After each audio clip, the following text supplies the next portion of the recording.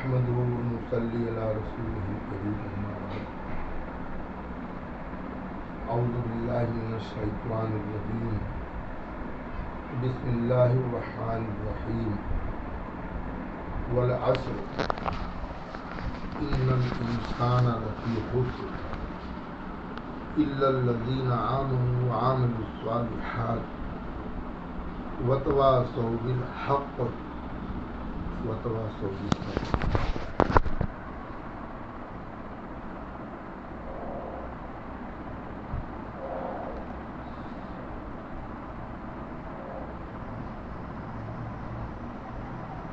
اللہ تبارک تعالیٰ کا اس قرآن پاک کے اندر ارشاد ہے. حضرت شیخ رحمۃ اللہ علیہ نے اس کا ترجمہ لکھا ہے. ایک چھوٹی سی صورت ہے، ہر مومن مرد و عورت کو اس کا یعنی حفظ یاد رہتا بھی ہے، چھوٹے چھوٹے بچوں کو بھی یاد رہتا ہے. امام شافعی رحمۃ اللہ علیہ لکھتے ہیں کہ اللہ تعالیٰ پورے قرآن کو نازل نہیں کرتا، صرف یہی ایک سورت نازل کرتا تو انسان کی رہنمائی کے لیے، انسان کی رہبری کے لیے اور انسان کو دنیا میں آنے کا کیا مقصد ہے اس پر چلنے کے لیے یہ آیت کافی ہے. اللہ تعالیٰ نے اس آیت کے اندر قسم کھا کر فرمایا، اور قسم جو کھایا اللہ نے وہ زمانے کی قسم کھایا. اس زمانے کی قسم اس لیے کہ زمانہ آدمی کا بدلتے رہتا ہے. ہم نے اور آپ نے کئی زمانے دیکھ لیے، بچپنے کا زمانہ، اس کے بعد کا زمانہ، پھر اب بڑھاپے کا زمانہ، پھر سردی گرمی بارش کا زمانہ. تو زمانے بدلتے رہتے ہیں. تو علماء نے لکھا ہے کہ آج کی تاریخ، آج کے دن، آج کے وقت کا اللہ قسم کھا کے کہہ رہا ہے کہ قسم ہے زمانے کی، انسان بڑے خسارے میں، بڑے گھاٹے میں، بڑے ٹوٹے میں. سارے انسانوں کو اس وقت دنیا میں کم و بیش 8 ارب یعنی 8,000 کروڑ انسان کم و بیش اس دنیا میں موجود ہیں. تو سارے انسانوں کے بارے میں اللہ کہہ رہے ہیں کہ سب کے سب خسارے میں ہیں، سب کے سب گھاٹے میں ہیں. اچھا، اللہ کہہ رہے ہیں اور پھر اللہ قسم کھا کے کہہ رہے ہیں. علماء فرماتے ہیں کہ قسم اس بات پر کھائی جاتی ہے یعنی بات میں وزن پیدا کرنے کے لیے. تو اللہ قسم کھا رہا کہ قسم ہے زمانے کی کہ انسان بڑے خسارے میں. اب سارے انسانوں کو اللہ خسارے والا بتلا رہا ہے، اور اس خسارے سے 4 عمل کرنے والوں کو خسارے سے نکال دے رہا اللہ کہ جو 4 عمل کر لے گا وہ خسارے سے نکل جائے گا، اور جو 4 عمل نہیں کرے گا تو اللہ قسم کھا کے کہہ رہا کہ وہ خسارے میں. اب وہ 4 عمل کیا ہے؟ آگے اللہ نے بیان کیا، الا الذین آمنوا، مگر جنہوں نے ایمان لائے، وعاملوا الصالحات، اور اچھے عمل کیے، وتواصوا بالحق، اور حق کی فرمائش کی، حق کی دعوت کی، یعنی امر بالمعروف نہی عن المنکر کی دعوت دی. جو میں آپ سے بات کر رہا یہ بھی اسی دعوت میں شامل ہے کہ دین کی بات کرنا، دین کی دعوت دینا، حق کی طرف بلانا، حق کی دعوت. اور اس پہ جو تکلیفیں آئیں ان تکلیفوں پر صبر کرنا. تو یہ 4 عمل ہیں کہ ایمان لائے، اور عمل صالح کرے اور امر بالمعروف نہی عن المنکر یعنی بھلائیوں کا حکم اور برائیوں سے منع کرے اور اس پر جو تکلیفیں آئے اس پر صبر کرے. تو یہ 4 عمل کرنے والوں کو اللہ گھاٹے سے نکال دے رہا کہ نہیں یہ گھاٹے میں نہیں ہے, یہ ٹوٹے میں نہیں ہے, بلکہ یہ کامیاب لوگ ہیں. باقی سب کے سب گھاٹے میں, سب کے سب گھاٹے میں. یہ اللہ کہہ رہے ہیں. اب چاہے اپنے میاں میں مٹھو کتنا بھی آدمی بنے اور اپنے آپ کو کچھ بھی کہے, لیکن معاملہ تو اللہ کے سپرد ہے. دنیا میں آخرت کا معاملہ اللہ نے کسی کے ذمہ نہیں رکھا ہے. روزانہ 5 وقت کی نماز پڑھ کر ہم اس بات کا اقرار کرتے ہیں کہ ہم سورہ فاتحہ پڑھتے ہیں الحمدللہ رب العالمین کی تمام تعریفیں اس اللہ کے لیے ہیں جو سارے جہاں کا پالنہار ہے, سارے جہاں کا رب ہے, سارے جہاں کا پالنے والا ہے. الرحمن الرحیم کی سب سے زیادہ رحمان اور رحیم ہے. مالک یوم الدین یوم جزا کا مالک, یعنی آخرت کا جو مالک ہے, ایسے تو دنیا کے بھی مالک وہی ہے. الحمدللہ رب العالمین ہم نے اقرار کر لیے کہ ساری تعریفیں اس اللہ کے لیے ہے جو سارے جہاں کا پالنہار ہے. اور پھر اللہ کی دوسری صفت ہم نے بیان کیا کہ یوم جزا کا مالک, مالک یوم الدین. یوم جزا اللہ نے کسی کے اختیار میں نہیں دیا ہے, خود اللہ فیصلہ فرمائے. تو اللہ اپنے کلام پاک کے اندر اس بات کو واضح کر دیا. اب آج معاملہ کیا ہے, یہ اللہ کا کلام ہے.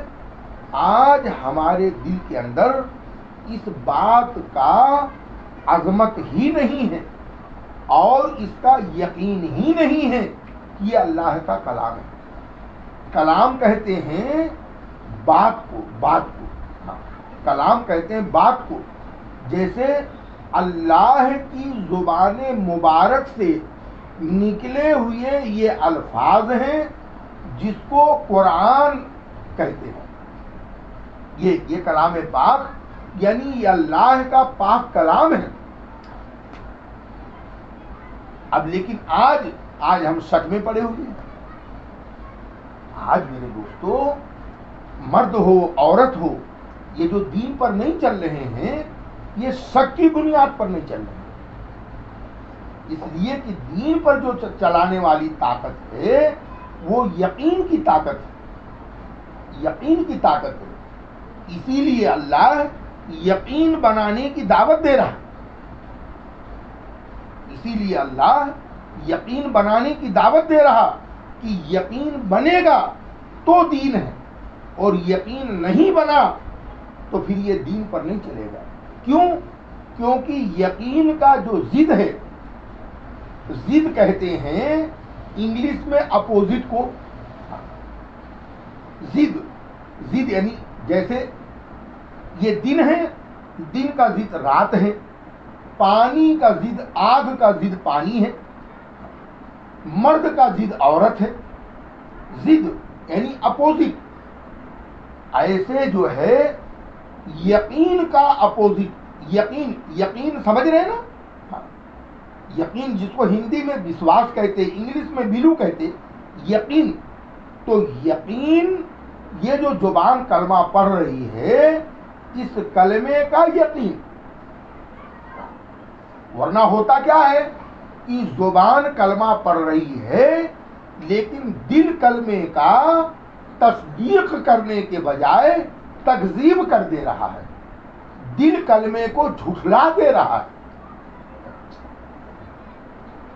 آج یقین جانو 100 میں سے 90 لوگوں کے ساتھ یہی معاملہ ہو رہا کہ یہ زبان سے کلمہ پڑھ رہا وہ بڑے اچھے انداز میں بھی پڑھ رہا، مخرج کے ساتھ پڑھ رہا، لیکن اس کا جو دل ہے یہ دل اس کلمے کو قبول نہیں کرتا، اس لیے کہ حضرت شیخ رحمت اللہ علیہ نے فضائل ذکر کے اندر ایک ایمان کے تعلق کا ایک چیپٹر رکھا ہے، اس کے اندر بخاری شریف کی شرح علامہ عینی رحمت اللہ علیہ نے بخاری شریف کی شرح لکھی ہے، اس کی شرح نقل کیا کہ امام عینی رحمت اللہ علیہ نے بخاری شریف کی شرح یہ نقل کیا کہ ایمان کی 77 شاخ ہے،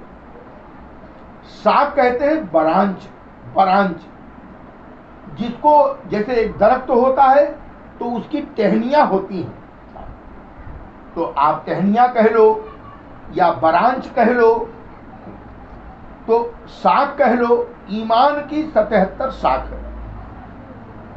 یہ 77 چیزیں 3 چیز میں ضم ہیں، 77 چیزوں کو 3 چیزوں میں ضم کیا گیا، یعنی انگلش میں اس کو انکلوڈ کہتے، ضم کر دینا، مطلب 3 چیز میں 77 چیزیں ملی ہوئی ہیں، یعنی 3 چیزوں کے مجموعے کا نام ایمان ہے، 3 چیزوں کے مجموعے کا نام ایمان ہے۔ اس میں سے پہلی چیز اقرار باللسان، پہلی چیز کیا ہے؟ اقرار باللسان، یعنی لسان کہتے زبان کو، زبان سے اقرار کرنا، زبان سے اقرار کرنا۔ تو جیسے ہم نے اس کلمے کو زبان سے اقرار کیا، لا الہ الا اللہ محمد الرسول اللہ، اب یہ زبان سے کیا ہوا؟ اقرار ہوا۔ جیسے ایک غیر ایمان والے کو، غیر مسلم کو لایا جائے اور وہ اسلام کو قبول کرے، تو اسلام کو جب وہ قبول کرے گا تو مولانا صاحب اس کو یہی کلمہ پڑھائیں گے کہ پڑھو، تو وہ اس کلمے کا اقرار کرے گا۔ یہ کلمے کا اقرار ہے، پہلی چیز زبان سے اقرار، اقرار باللسان۔ دوسرا چیز ہے تصدیق بالقلب، یعنی دل، زبان نے جو کہا دل اس کا تصدیق کر دے، دل اس کا، کیونکہ اللہ تعالیٰ نے دنیا میں جتنے انسان بنائے ہیں، بھلے وہ دنیا میں کسی بھی مذہب کا ہو، لیکن ہر ایک کا دل اللہ نے جو بنایا وہ سچا بنایا۔ دل کبھی جھوٹ نہیں بولتا ہے، زبان جھوٹ بولتی ہے، دماغ جھوٹ بولتا ہے۔ بھائی ایک آدمی نے کوئی چیز چرا لیا، بھائی غور سے سنو، او صاحب، اب ایک آدمی نے کوئی چیز چرا لیا، تو اب پولیس پکڑ کے لے کے گئی کہ صاحب آپ نے چرایا، میں نے نہیں چرایا۔ چور کیا بولتا؟ میں نے نہیں چرایا، لیکن چور کا دل کہے گا کہ تو نے چرایا۔ جیسے مثال کے طور پر موبائل چرا لیا، تو اب پولیس کہہ رہی ہے کہ صاحب تو نے چرایا، صاحب میں نے نہیں چرایا، لیکن چور کا دل کہے گا تو نے چرایا بھی ہے، اس موبائل کو سوئچ آف کر دیا ہے، اس موبائل کو فلاں جگہ رکھا ہے۔ کون بتائے گا؟ اس کا دل بتائے گا، کیونکہ دل سچا ہوتا ہے۔ تو زبان سے اس نے کلمہ پڑھا، لیکن دل نے تصدیق کیا، تب اب تیسری جو چیز ہے وہ بدن کے اعمال ہے، وہ بدن کے، یعنی ہماری آپ کی یہ جو روزمرہ کی زندگی ہے، ہمارا اٹھنا بیٹھنا چلنا پھرنا کھانا پینا پہننا اوڑھنا شادی بیاہ موت مٹی لین دین کاروبار، جو بھی ہماری یعنی زندگی ہے، ایکٹیویٹیز ہے، جو بھی ہماری زندگی ہے، تو یہ ہمارے بدن کے اعمال، یعنی پہلا چیز اقرار باللسان، دوسری چیز تصدیق بالقلب، اور تیسری چیز بدن کے اعمال۔ اب زبان نے کلمہ پڑھا، دل نے تصدیق کر دیا، تو بدن کے نکلنے والے جتنے اعمال ہوں گے وہ کلمے والے ہوں گے. کلمے والے بولے تو اللہ کا حکم اور نبی پاک صلی اللہ علیہ وسلم کا طریقہ، یہ بدن کے اعمال. ورنہ کیا ہوگا؟ زبان نے کلمہ پڑھا لیکن دل نے تکذیب کر دیا، دل نے جھٹلا دیا، دل نے وہ بات قبول نہیں کیا. زبان نے کیا کہا؟ علماء نے کلمے کی تشریح کیا. ایسے ترجمہ کیا ہے کلمے کی؟ کلمے کا ترجمہ یہ ہے کہ لا الہ الا اللہ، کوئی الہ نہیں ہے سوا اللہ کے، اور حضرت محمد صلی اللہ علیہ وسلم اللہ کے رسول ہیں. یہ ترجمہ ہے. لیکن اس کا مطلب کیا ہے؟ یعنی اس کا جو ہے تفسیر علماء نے کہا کہ کسی سے کچھ نہیں ہوتا. لا الہ، کسی سے کچھ نہیں ہوتا، چاہے وہ نظر آ رہا ہے چاہے وہ نظر نہیں آ رہا ہے. دنیا میں جتنی چیزیں ہیں سب کا کیا کرنا ہے؟ بولو. ہاں، انکار. لا الہ، کسی سے نہیں ہوتا، کچھ نہیں ہوتا. کس سے ہوتا؟ الا اللہ، کہ صرف اللہ سے ہوتا ہے. اور 100% کامیابی حضور پاک صلی اللہ علیہ وسلم کے طریقے میں، اور 100% ناکامیابی حضور پاک صلی اللہ علیہ وسلم کے طریقے سے ہٹ کر. یہ کلمہ، یہ زبان سے اس نے کلمہ کہا لیکن دل نے تصدیق نہیں کیا. تو بدن کے جو نکلنے والے اعمال ہیں، زبان تو کہہ رہی ہے، سویرے بیٹھ کے مائک لے کے 50 لوگ جمع ہو کے صلاۃ و سلام پڑھیں گے، لیکن زندگی یہودی، نصرانی، سود، بیاج اور نہ معلوم کیا حرام کھا رہے اور کیا کر رہے. وجہ کیا ہے؟ وجہ یہ ہے، یہ جو سلام پیش کر رہے، یہ جو محبت کے دعوے کر رہے ہیں، یہ محبت جھوٹی ہے. محبت اس کو کہتے ہیں جو عملی طور پہ ہو. اللہ عملی طور پہ قبول کرتا ہے. جیسا ایک باپ کو بیٹا یہ کہے،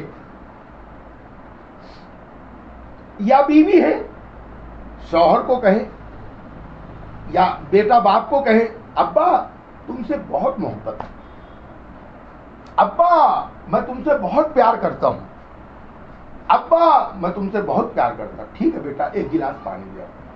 ابا یہ نہیں ہوتا، پر میں تم سے بہت پیار کرتا ہوں. اب بتاؤ، یہ معاملہ ہے کہ زبان کلمہ پڑھ رہی ہے لیکن دل نے تکذیب کر دیا. اب کس کا دل تکذیب کر دیا؟ یہ علامت ہے بدن کے اعمال. بدن کے اعمال کہ بدن کلمے کے خلاف اگر چل رہا، یعنی اللہ کے نافرمانی اور حضور پاک صلی اللہ علیہ وسلم کے طریقے کے خلاف زندگی گزر رہی ہے، تو گویا اس کا دل کلمے کا تکذیب کر دیا ہے، کلمے کو جھٹلا دیا ہے. زبان کلمہ پڑھ رہا لیکن دل نے کیا کیا؟ جھٹلا دیا. جب دل نے جھٹلا دیا تو اب میرے دوستو، جھٹلاتا وہ ہے جو شک میں پڑا رہتا. شک میں نے جس سے کہا نا شروع میں، شک یعنی یقین. ایک ہوتا ہے یقین، میں نماز نہیں پڑھوں گا تو 2,88,00,000 برس جہنم میں جلوں گا. یہ میرے آقا سرکار دو عالم صلی اللہ علیہ وسلم نے خبر دی کہ ایک وقت کی نماز کے سستی کرنے پر 15 طریقے کا مجھے عذاب ہوگا. اب یہ کیا ہے؟ اگر یہ چیز یقین میں آ گیا تو یہ کسی حال میں بھی یہ نماز میں سستی نہیں کرے گا، یہ نماز کو نہیں چھوڑے گا. لیکن اگر یہی حضور پاک صلی اللہ علیہ وسلم کے ارشاد کو اس کے دل میں یقین نہیں ہے بلکہ شک ہے، تو پھر یہ یہ نماز نہیں پڑھے گا، یہ نماز میں سستی کرے گا، اس یہ چیز ایک آدمی کو یقین ہے کیا، تو یقین آدمی کو دین پر چلاتا ہے اور شک دین پر سے ہٹاتا۔ آج یہ شک میں پڑا ہوا ہے کہ بھئی یہ قرآن جو اللہ کا کلام ہے اس کے بارے میں شک میں پڑا ہے، حالانکہ قرآن آج بھی اعلان کر رہا ہے، پوری دنیا کے انسانوں سے اعلان کر رہا اور پوری دنیا کے جناتوں سے اعلان کر رہا کہ اے انسانوں اور جناتوں، تم سب ایک جگہ مل جاؤ اور مل کر قرآن کی ایک آیت لکھ کر لے آؤ۔ الحمدللہ رب العالمین یہ ایک آیت ہو گئی، ایسی قرآن کی ایک آیت تم لکھ کر لے آؤ۔ تو خدا پاک کی قسم پوری دنیا اس سے عاجز ہے اور قیامت تک عاجز رہے گی، اس لیے کہ اللہ کا کلام ہے۔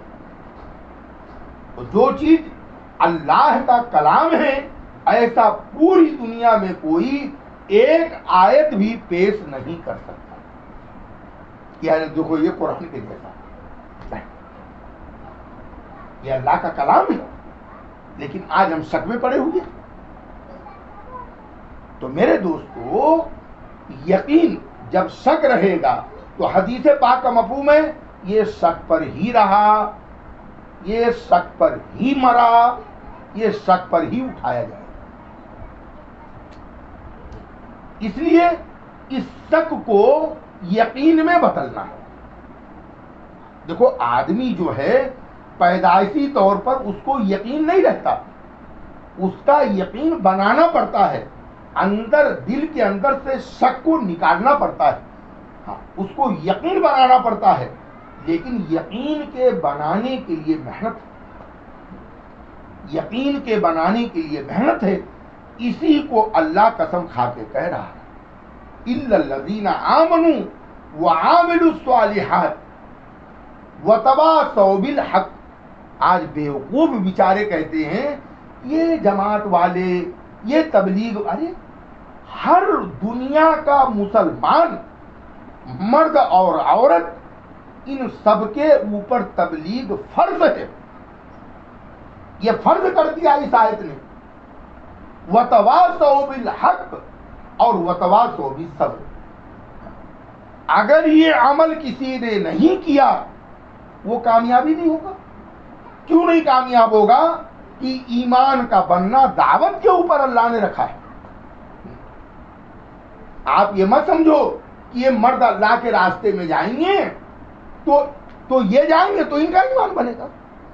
تو جتنی ہماری پردے میں رہنے والی مائیں بہنیں ہیں ان کو بھی اللہ کے راستے میں جانا پڑے گا، یہ سمجھ لو۔ ایسا نہیں ہے کہ مرد اللہ کے راستے میں جائیں گے اور عورتیں نہیں جائیں گی، کہ عورتوں کو بھی جانا پڑے گا۔ سب سے پہلے اسلام کے اندر پہلی ہجرت ہوئی حبشہ کی، تو 13 مرد اور 5 عورتیں حبشہ کی ہجرت کی۔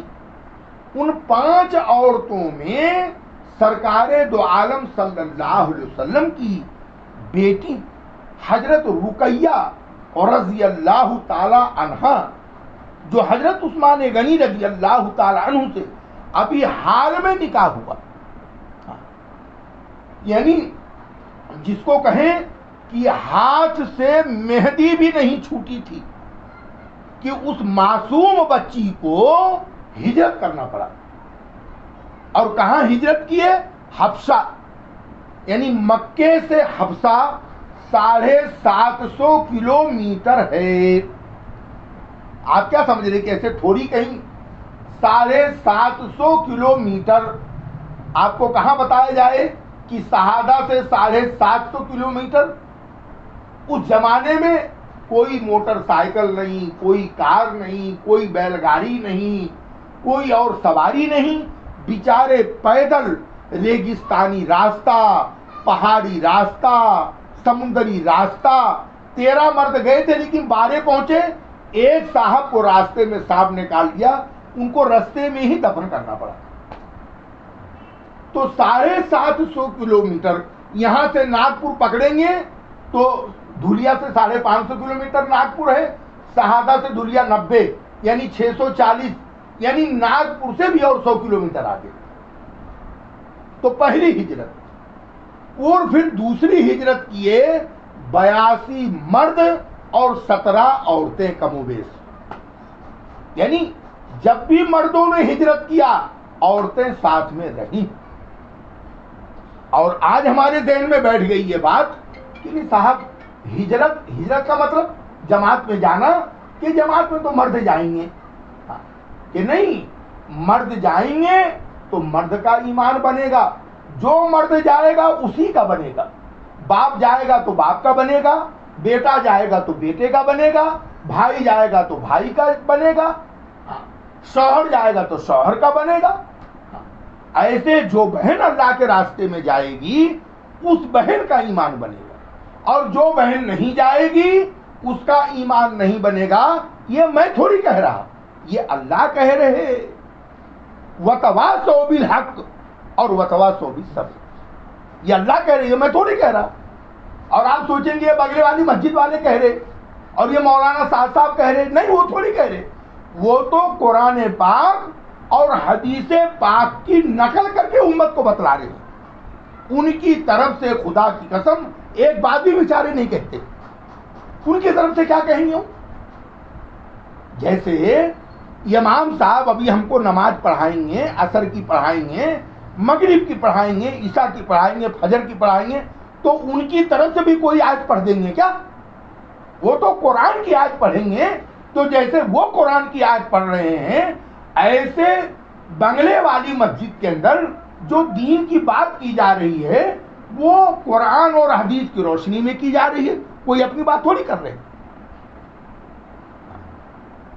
یعنی آدمی آج یہ کہ صاحب جماعت والے پوری امت کا ہر فرد جس نے کلمہ لا الہ الا اللہ محمد الرسول اللہ پڑھ لیا وہ اس کے ذمے جماعت فرض ہو گئی. جیسے نماز فرض. آج دیکھو آج ہم لوگوں کے ذہنوں میں کیا ہے کہ نہیں، نماز تو پڑھنا پڑے گا، رمضان کا مہینہ آیا تو روزہ تو رکھنا پڑے گا. تو اس کی فرضیت ہماری سمجھ میں آ رہی، لیکن اللہ کے راستے میں جانا یہ فرضیت ہماری سمجھ میں نہیں آ رہی. جبکہ آپ اندازہ کرو اسلام کے کتنے رکن ہیں؟ 5. پہلا ہے ایمان، دوسرا ہے نماز، تیسرا ہے روزہ، چوتھا ہے زکوٰۃ، پانچواں ہے حج. اب یہ چار رکن جو ہیں، نماز، روزہ، زکوٰۃ اور حج، یہ چاروں رکن عبادت ہیں. یہ چاروں رکن کیا ہے بولو؟ یہ چاروں رکن کیا ہے؟ عبادت. نماز، روزہ، زکوٰۃ اور حج، یہ چاروں رکن کیا ہیں؟ عبادت. آپ جا کر علماء سے پوچھو یہ چاروں عمل کرنے والا جنت میں جائے گا کیا؟ آپ جا کر پوچھو کہ بھائی نماز کا بدلہ جنت ہے کیا؟ روزے کا بدلہ جنت ہے کیا؟ زکوٰۃ کا بدلہ جنت ہے کیا؟ اور حج کا بدلہ جنت ہے کیا؟ تو آپ کو کہیں قرآن و حدیث کے اندر نہیں ملے گا. اس کا بدلہ جنت ہے ہی نہیں ہے، بلکہ جنت کے اندر ترقی سے ہے کہ صاحب یہ ان کی نماز اچھی ہے یا ان کا قرآن اچھا ہے تو ان کا جنت اور اعلیٰ ہے. یہ ہوگا جنت کے درجات بلند ہوں گے، لیکن جنت کی جو قیمت رکھی ہے اللہ نے اور جنت میں جانے کی جو قیمت اللہ نے رکھی ہے وہ ایمان رکھا ہے. بار بار ہم پڑھتے ہیں اے خطاب کے بیٹے، یہ منتخب میں ہے، اے خطاب کے بیٹے جاؤ لوگوں میں اعلان کر دو جنت میں صرف ایمان والے جائیں گے. کیا کہہ رہے آپ صلی اللہ علیہ وسلم؟ اے خطاب کے بیٹے، بولے تو حضرت عمر رضی اللہ تعالیٰ عنہ کے ابا کا نام خطاب تھا. اے خطاب کے بیٹے جاؤ لوگوں میں اعلان کر دو جنت میں صرف بس، یعنی جنت کی قیمت ایمان ہے. سارے اعمال کی قبولیت کے لیے ایمان کا ہونا شرط ہے. جنت میں جانے کے لیے ایمان کا ہونا شرط ہے. جہنم سے بچنے کے لیے ایمان کا ہونا شرط ہے. تو اصل جو ہمارا مقصد ہے وہ ایمان ہے, اور یہ جو 4 رکن ہیں یہ عبادت ہے اور مقصد ایمان ہے. اور آج غلطی سے یہ 4 رکن تو ہماری زندگی میں پایا جاتا ہے اور پہلے کو چھوڑے بیٹھے. پہلے کے بارے میں ہم سب کا گمان یہ ہو گیا کہ یار وہ تو ہے, وہ تو ہے. ارے پر کیسے ہے؟ وہ پیدائشی تھوڑی ہوتی ہے. ایمان اگر کسی کو اللہ پیدائشی دے دے تو آپ سوچو اس دنیا میں 1,25,000 انبیاء کرام علیہم السلام کیوں آتے؟ آپ اندازہ کرو کہ بھائی اگر سب کو ایمان اللہ دے کے پیدا کر دیتا تو پھر دنیا امتحان کا گھر کہاں تھا؟ اور 1,25,000 انبیاء کرام علیہم السلام کیوں آ کر ہر بندے کا تعلق اللہ سے جوڑتے؟ پتا چلا کہ صاحب مسلمان کے گھر میں تو پیدا ہوتے لیکن ایمان کے ساتھ کوئی پیدا نہیں ہوتا. ایمان ایک بنانے کی چیز ہے, اسی لیے اللہ ایمان کا دعوت دے رہا ہے. اسی لیے اللہ کیا کر رہا ہے؟ ایمان کی دعوت دے رہا ہے. اسی لیے ہمارے نبی صلی اللہ علیہ وسلم شروع میں جب اسلام کی دعوت دینے لگے اور لوگ اسلام قبول کرنے لگے تو 12.5 برس تک صرف ان صحابہ سے جو ایمان قبول کرتے تھے ان کو صرف ایمان کی محنت میں ڈال دیتے. سارے صحابہ کو خالص پیور 12.5 سال تک صرف ایمان کی محنت کروائی. اب ایمان کی محنت کیا تھی کہ ایمان کی دعوت دو. ایمان کی محنت, ایمان کی دعوت یہ کروائی اور پھر نماز دیا. تو ایمان 12.5 سال تک ایمان کی محنت کی تھی. اب نماز جب سرکار دو عالم صلی اللہ علیہ وسلم معراج کے ذریعے سے لے کر آئے تو صحابہ نماز پا کر جھوم اٹھے کہ لو اللہ سے لینے کا ذریعہ مل گیا. اب 2 رکعت نماز پڑھ کے صحابہ اپنے مسئلے ٹھیک کر رہے. کوئی کے باغ میں پانی نہیں ہے تو 2 رکعت نماز کے پانی برسوا رہا. کسی ماں کا بیٹا مر گیا تو 2 رکعت نماز پڑھ کے بیٹے کو زندہ کرا دی. کسی کا کھچر مر گیا تو 2 رکعت نماز پڑھ کے کھچر کو زندہ کروا رہا. کسی کے گھر میں پھاکا ہے, آٹے کی چٹکی نہیں ہے تو 2 رکعت نماز پڑھ کے کیا کر رہے؟ چکی چلوا رہے. تو نمازوں کے ذریعے سے کیا کر رہے تھے؟ اللہ سے لے رہے تھے. آج پوری دنیا میں 8,000 کروڑ انسان ہیں جس میں سے 3,500 کروڑ مسلمان ہیں, یعنی 3.5 ارب مسلمان ہیں. لیکن 3.5 ارب مسلمانوں میں الا ماشاء اللہ کوئی ایسا ہوگا, ورنہ نماز سے کوئی نہیں لے رہا.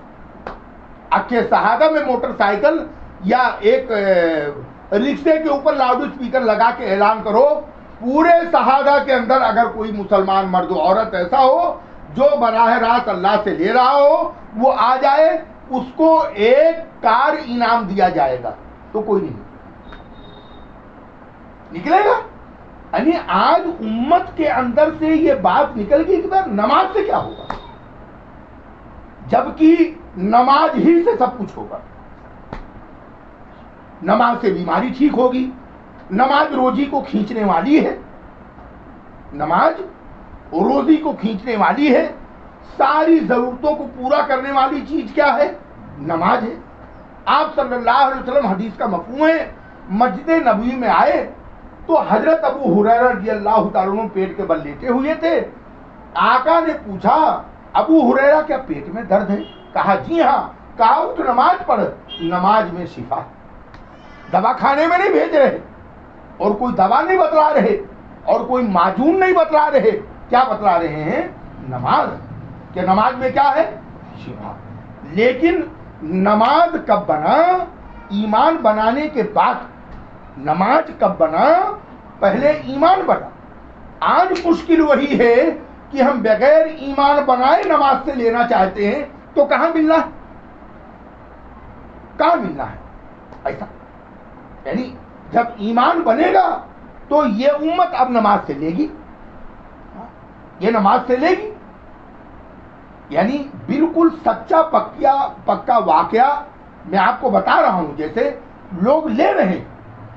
اب مولانا سعد صاحب اپنی کار کے اندر اپنی فیملی کے ساتھ کاندھلا گئے ہوئے تھے، ان کا وہی وطن ہے. اب واپس آ رہے تو ہائی وے کے اوپر 2 لوگ موٹر سائیکل سے گر کے مرے پڑے تھے، لیکن وہ مرے کہ نہیں. تو حضرت نے کہا کار روکو بھائی، ہو سکتا ہے یہ زخمی ہو تو ان کو دوا خانے میں پہنچا دیں. تو روکے کار. اب گئے تو وہ دونوں بیچارے مرے ہوئے تھے، تو چھوڑ دیے بھائی. اب کار پہ بیٹھے، اب اتنے ہی میں پولیس کی گاڑی آ گئی. اب پولیس کی سمجھ میں کیا آیا کہ بھئی یہ کار نے موٹر سائیکل کو ٹکر ماری، اسے دونوں. اب کار آگے اور پولیس کی گاڑی پیچھے.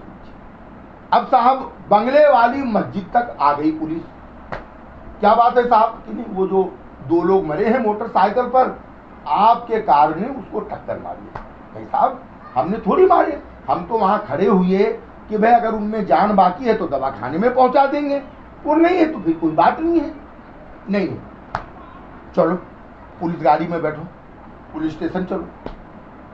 اب آدمی، عزت دار آدمی کو پولیس اسٹیشن جانا کوئی یعنی اچھی چیز تو ہے نہیں. تو معاذ صاحب نے کہا کہ بھئی دیکھو اگر وہ دونوں صحیح بات بتا دے تو بولے ایسا کہیں ہوتا کیا. تو بولے چلو بیٹھو پولیس گاڑی میں. تو بولے نہیں آپ اپنی گاڑی میں بیٹھو، میں میری گاڑی میں بیٹھتا ہوں چلو. اب پولیس گاڑی آگے پیچھے معاذ صاحب کی گاڑی، اور وہاں پہنچے جہاں دونوں مرے پڑے. اب معاذ صاحب نے کہا بھائی دیکھو ان کو گواہی دو، آپ کو کس نے آپ کے یعنی موٹر سائیکل کو ٹکر ماری. اب وہ دونوں اٹھے، انہوں نے کہا کہ بھئی ایک ٹرک والے نے ٹکر مار کے بھاگ گیا، پھر مردہ ہو گئے. پولیس والے بولے جاؤ بھائی اب ہم کیا کر سکتے ہیں. تو ایسا معاملہ نہیں ہے، ایک سچا پکا واقعہ تم کو بتا رہا جو اپنے بڑوں سے میں نے سنا. تو ایسی بات نہیں ہے. وہ بات آج بھی اللہ سے لوگ لے رہے ہیں، لیکن کون لے گا؟ جو ایمان پر محنت کیا. 5-7 ہزار آدمی دوپہر کو کھا رہے، 5-7 ہزار آدمی شام کو کھا رہے، نامعلوم کتنے ناشتہ کر رہے. پوری دنیا عمر کے پڑی آ رہی ہے، پوری دنیا بنگلے والی مسجد میں پڑی ہے، سیڑھیوں پر بھی ٹھہرنے کو جگہ نہیں ملتا. تو اب تم اندازہ کرو کون کھلا رہا، کون سی دکان ہے، لے رہے کھلا رہے. یہ کب ہوگا؟ جب اندر کا یقین بنے گا، اندر کا ایمان بنے گا. آج امت کو اونچائی پہ پہنچایا جا رہا کہ صاحب تم کیا یہ گوٹیوں سے اور پتھر کے ٹکڑوں سے کھیل رہے اور اپنی زندگی کو کیوں آپ برباد کر رہے. آپ کو تو بہت اونچا پرواز کرنا ہے، آپ تو جنتی ہیں.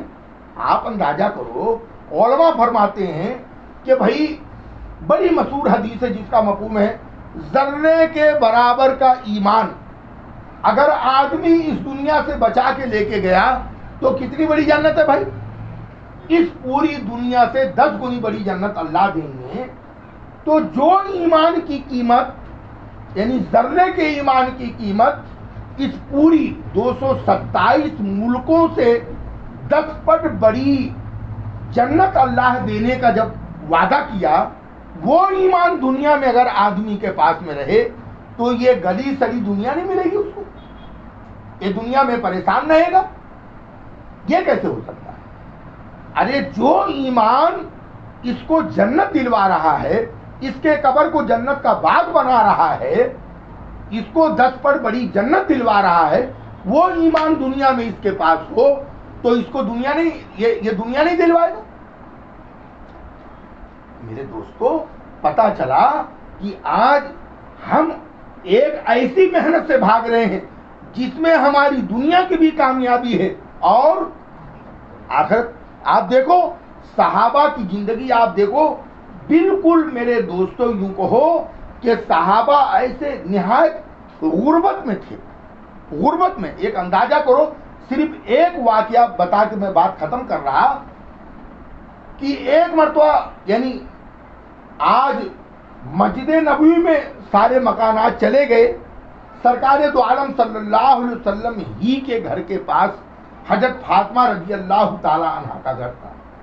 اب آپ صلی اللہ علیہ وسلم مسجد میں ہیں تو دونوں نمازوں کے رونے کی آواز آ رہی مسلسل، یعنی حضرت حسن اور حضرت حسین رضی اللہ تعالی عنہما مسلسل رو رہے۔ آپ صلی اللہ علیہ وسلم بے چین ہو گئے، جا کر کہا رے بیٹی یہ کیا بات ہے، نمازیں کیوں رو رہے؟ کہا کہ بھوکے، کیا دودھ پلا دو؟ کہا کہ دودھ نہیں ہے، اس لیے کہ کئی دنوں کا فاقہ ہے، تو کئی دنوں کا فاقہ ہے تو دودھ نہیں ہے تو بچوں کو کیا پلاؤں؟ تو آپ صلی اللہ علیہ وسلم ان بچوں کو اپنے پاس لیے، اپنی شہادت کی انگلی ان کے منہ میں ڈالی۔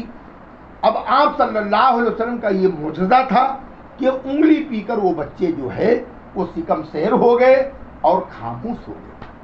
تو غربت اتنی ہے کہ بیٹی جو ہے کئی دنوں کے فاقے سے ہے، اور پھر وہی ایک زمانہ آیا کہ حضرت حسن اور حضرت حسین اور ان کے چچا جاد بھائی یہ تینوں لوگ حج کو جا رہے ہیں۔ اب وہ اونٹنی جس کے اوپر ان کا کھانے پینے کا سامان لگا ہوا تھا وہ غائب ہو گئی۔ اب رات کو کہیں سوئے ہوں گے تو غائب ہو گئی۔ اب صاحب بھوکے پیاسے بیچارے جا رہے، تو راستے میں ایک کٹیا ملا، اس میں ایک بڈھی تھی۔ انہوں نے جا کر کہا اماں پیاس لگی ہے، کچھ پانی پینے کو دو۔ انہوں نے کہا بیٹا پانی تو نہیں ہے، یہ بکری ہے، اس کا دودھ دو لو تو یہی پی لو۔ بہرحال انہوں نے دودھ دعا پیے۔ کہا اماں بھوک لگی ہے، کچھ کھانے کو دو۔ کہا بیٹا کھانے کو تو کچھ نہیں ہے، یہی ایک بکری ہے، اس کو ذبح کر دو تو میں گوشت بنا دیتی ہوں تو کھا لو۔ تو وہ ذبح کر دیے، بڈھی نے بڑی بی نے کھانا بنا دی، انہوں نے کھائے، اور کھانے کے بعد کہا کہ دیکھو بڑی بی ہم جو ہے ہاشمی لوگ ہیں، یعنی حضور پاک صلی اللہ علیہ وسلم کے خاندان کے، ہم ہاشمی ہیں۔ اب تم نے جو یہ احسان ہم پر کی ہے، تم کبھی مدینے آنا تو انشاءاللہ ہم اس کا تم کو بدلہ دیں گے۔ یہ کہہ کر چلے گئے۔ اب بڑی بی کا شوہر جب آیا اور وہ سارا معاملہ پڑا کہ بھئی وہی ایک ہی بکری تھی، وہ بھی انہوں نے ذبح کر دی، تو تھوڑا ناراض ہوئے۔ بہرحال اب کچھ دنوں سالوں کے بعد ان کو جب غربت نے بہت ستایا تو مدینہ چلے گئے وہ میاں بیوی۔ اب ایک دن حضرت حسن رضی اللہ تعالیٰ عنہ اپنے گھر کے باہر بیٹھے ہوئے تھے، دیکھے ایک بڈھی جو ہے وہ میگنیا چن رہی۔ میگنیا بولے تو یعنی اونٹ کا گو، لید۔ تو انہوں نے بڈھی کو دیکھ کے پہچانا، یار یہ وہی بڈھی ہے بکری والی۔ بلائے اپنے نوکر کے ذریعے سے، غلام کے ذریعے سے بلا دیا۔ ارے اماں پہچانی؟ نہیں بیٹا نہیں پہچانی۔ اماں وہی دودھ اور گوشت والا؟ کہ بیٹا سچ مچ؟ کہا ہاں بیٹھو اماں۔ اور اپنے غلام کو کہا کہ 1000 بکری لے کے آؤ۔ کتنی؟ بازار میں جاؤ اور کتنا بکری لاؤ؟ 1000 بکری لے کے آؤ، اور 1000 دینار۔ دینار بولے تو سونے کے سکے کا نام ہے۔ 650 گرام، یعنی 10 گرام کا ایک تولہ ہوتا تو یہ 65، یعنی 10 کا آدھا 50 ہوا، 50 سے اوپر 15 اور پکڑ لو، ایسا 65۔ تو 10 ایک تولے سے کم کا ایک جو ہے تمہارا دینار ہوتا۔ 1000 دینار اور 1000 بکری اس بڈھی کو دی، لے کے جاؤ۔ اور بھائی کے پاس بھیج دی۔ بھائی نے پوچھا بھائی نے کیا دیا؟ بولے 1000 بکری 1000 دینار۔ انہوں نے بھی اپنے غلام کو بلایا، جاؤ بولے 1000 بکری اور 1000 دینار بڈھی کو دے۔ پھر چچا جاد بھائی کیا بھیج دیے۔ چچا جاد بھائی نے پوچھا کتنا دیے؟ تو بولے 1000 بکری اور 1000 غلام۔ تو بولے جاؤ، بولے 2000 بکری اور 2000 دینار کے بڈھی کو دے۔ ایک تو گھر میں کھانے کو نہیں تھا، اور اب اتنا اللہ نے دے دیا کہ 1000 بکری اور 1000 دینار صرف راستے میں ایک مرتبہ گوشت کے بکری ذبح کر کے کھلا دینے پر ہدیہ دے رہے حضرت۔ تو یہ کیا ہے؟ کہ دین جب زندگی میں آتا ہے تو اللہ جو ہے نا یہ دنیا ایسے قدموں میں لا کے ڈال دیتے ہیں، لیکن ہماری آپ کی سمجھ میں نہیں آتا. ہماری آپ کی سمجھ میں یہ بات آتی کہ میں 4 مہینہ جاؤں گا اور میں 40 دن جماعت میں جاؤں گی اور میں 10 دن جماعت میں جاؤں گی تو میں برباد ہو جاؤں گی. بلکہ خدا کی قسم آباد ہو جائے گا دین. برباد کے بجائے کیا ہوگا بولو؟ اور پوری دنیا میں وہ آباد ہیں جو دین کی محنت کر رہے ہیں اور وہ برباد ہیں. لوٹنے کی جگہ تو الگ ہے، شراب کے اڈے ہیں اور غلط جگہ ہے جہاں آدمی لوٹتا ہے. آج تک کوئی دین کی محنت کر کے بھی لوٹا کہ نہیں؟ لوٹا کوئی نہیں، آباد ہوا. تو بھائی دیکھو، اسی کے لیے جو ہے ہم بھی اپنے شوہر کو، اپنے بیٹوں کو، اپنے بھائیوں کو، اپنے ابا کو اللہ کے راستے میں بھیجیں اور خود بھی اس کی نیت کریں. تو ابھی ہم بیٹھے ہیں، 10 منٹ کے اندر کوئی پڑھی لکھی میری بہن ہوگی تو سب کا نام لکھ لے، جس کے جو ارادے ہیں کہ بھئی میں 3 دن جاؤں گی اور میں 10 دن جاؤں گی اور میں 40 دن. ابھی یہ دیکھو، یہ 16 اگست کو اپنے یہاں ماہانہ یعنی 6 ماہی جوڑ ہے، سس ماہی بولتے اس کو. سس ماہی بولے تو 6 مہینے میں ایک مرتبہ مستورات کا جوڑ ہوتا ہے. وہاں سے انشاءاللہ چلے کی اور اسرا مطلب 10 دن کی، وہاں سے مستورات کی جماعتیں جائیں گی. تو اس میں آپ نیت کر کے ایک پرچی میں لکھ کے بھیج دو. پرچی جب آ جائے گی تو انشاءاللہ دعا ہو جائے گا. تشکیل کر کے بھیج دو پرچی.